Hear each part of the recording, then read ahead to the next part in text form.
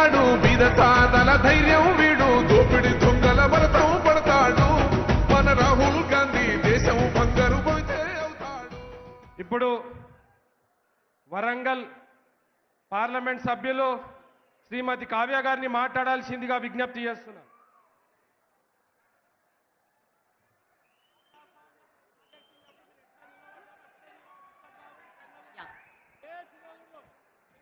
అందరికీ నమస్కారం. జై కాంగ్రెస్, గట్టిగా జై కాంగ్రెస్. మనందరము దాదాపు సంవత్సరంన్నర కాలం తర్వాత కాంగ్రెస్ పార్టీ అధికారంలోకి వస్తే ఎట్లుంటుందో మన తెలంగాణని రోల్ మోడల్గా చేసినటువంటి మన సీఎం రేవంత్ రెడ్డి గారికి హృదయపూర్వకంగా ధన్యవాదాలు తెలియజేయాలి. ఎందుకంటే మొన్నటికి మొన్న మేము ఏఐసిసి మీటింగ్ అని అహ్మదాబాద్ పోయినప్పుడు అక్కడంతా బూటకపు గుజరాత్ మోడలే ఉంది. అక్కడ ఎక్కడ కూడా అభివృద్ధి అనేది జరగలేదు. కానీ మన తెలంగాణలో చూసుకుంటే అనేక అంశాలలో అన్ని వర్గాలు, పేద ధనిక బడుగు బలహీన వర్గాలు అందరినీ కూడా సమానంగా చూస్తూ మన రాష్ట్రం ఎన్ని అప్పులలో ఉన్నా కూడా సంక్షేమము అభివృద్ధి రెండు కలలాగా చూస్తూ ముందుకెళ్తున్నటువంటి మన ప్రభుత్వం ఇప్పుడు అసలైన పరీక్ష ఆసన్నమైంది మన ముందు. అదేంటంటే లోకల్ బాడీ ఎలక్షన్స్.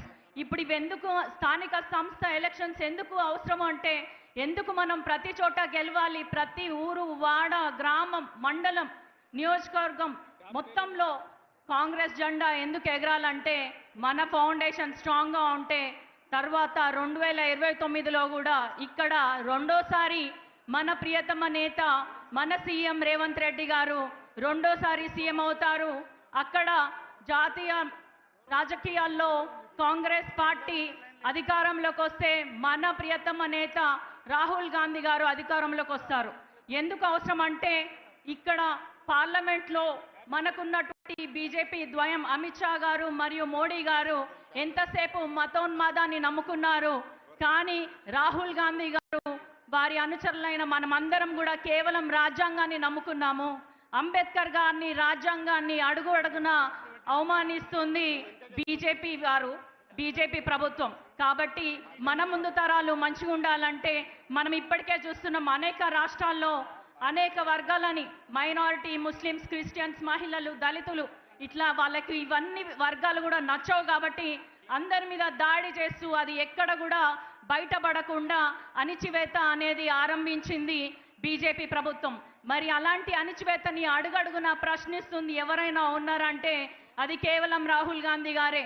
మన భవిష్యత్ తరాలని మనం కాపాడుకోవాలంటే ఖచ్చితంగా మనము ఈ స్థానిక సంస్థల ఎలక్షన్స్లలో ప్రతి చోట మన జెండా ఎగరాలి. మళ్ళీ మరోసారి కాంగ్రెస్ ప్రభుత్వం మన తెలంగాణ అధికారంలోకి రావాలి. అదేవిధంగా జాతీయ రాజకీయాల్లో రాహుల్ గాంధీ గారు చక్రం తిప్పి ప్రధానమంత్రి అవ్వాలి. అప్పటి వరకు ప్రతి ఒక్కరు కూడా రాహుల్ గాంధీ గారి సైనికులై కదం తొక్కాలి. గత 10 ఏళ్లలో కడుపు కట్టుకొని పనిచేసిన ప్రతి ఒక్క కార్యకర్త ఇంకో 5 ఏళ్ళు ఇదే విధంగా కష్టపడి మన ప్రభుత్వాన్ని మన పార్టీని మరింత పటిష్టంగా చేసుకోవాలని మీ ఆడబిడ్డగా ప్రతి ఒక్కరిని వేడుకుంటూ సెలవు తీసుకుంటున్నాను. అందరికీ నమస్కారం. జై హింద్, జై కాంగ్రెస్. ఇప్పుడు వేములవాడ శాసనసభ్యులు ప్రభుత్వ విప్ ఆది శ్రీనివాస్ గారిని మాట్లాడాల్సిందిగా విజ్ఞప్తి చేస్తున్నారు.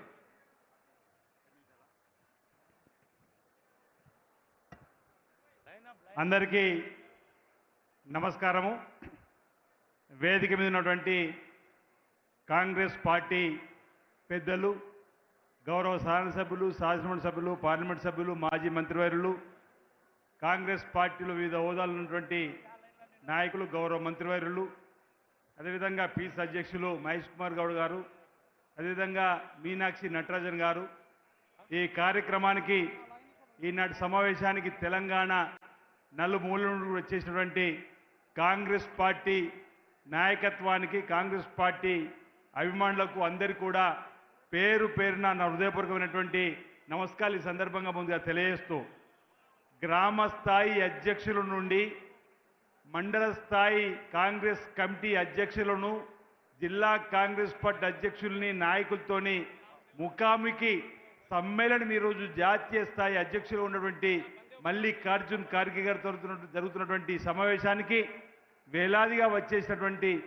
నాయకులందరూ కూడా గత 16 మాసాలుగా గత 18 మాసాలుగా ఇంచుమించు కాంగ్రెస్ పార్టీ ప్రభుత్వం ఏర్పడి గౌరవ ముఖ్యమంత్రి శ్రీ రేవంత్ రెడ్డి గారి నాయకత్వంలో తీసుకున్నటువంటి సంక్షేమ కార్యక్రమాల్ని గడప గడపకు తీసుకొని వెళ్ళి వచ్చే ఎన్నికల్లో సర్పంచ్ ఎంపీటీసీ జెడ్పీటీసీ ఎంపీ ఎన్నికల్లో కాంగ్రెస్ పార్టీ అభ్యర్థులు గెలవడానికి మనం అందరం కూడా పాటుపడే విధంగా ఈరోజు ఈ సమావేశం ఉపయోగపడాలని చెప్పిన సందర్భంగా నేను మనవి చేస్తూ గ్రామాల్లో పేదలు ఇది ఇందిరమ్మ రాజ్యం ఇది కదా పేదల ప్రభుత్వం చెప్పని అనుకుంటున్న సందర్భంలో మనం మొదటి నుంచి ఇచ్చిన సంక్షేమ కార్యక్రమాల్ని ప్రజల్లోకి తీసుకొని వెళ్ళి ప్రతి గడపకు చెప్పేటువంటి కార్యక్రమం చేస్తే ప్రతి గ్రామంలో ప్రతి మండలంలో కాంగ్రెస్ పార్టీ అభ్యర్థులు స్థానిక సంస్థల ఎన్నికల్లో గెలవడానికి చక్కటి అవకాశం 10 సంవత్సరాలుగా పేద ప్రజలు కళ్ళు కాయలు కాచేలు ఎదురు చూస్తున్న ఇందిరమ్మ ఇండ్లు ఇచ్చిన ప్రభుత్వం మన ప్రభుత్వం రేవంత్ రెడ్డి గారి సర్కార్ ఇందిరమ్మ ప్రభుత్వం అని చెప్పని అది కూడా 5 లక్షల రూపాయలు ఇచ్చినటువంటి సందర్భాన్ని మనం చెప్పి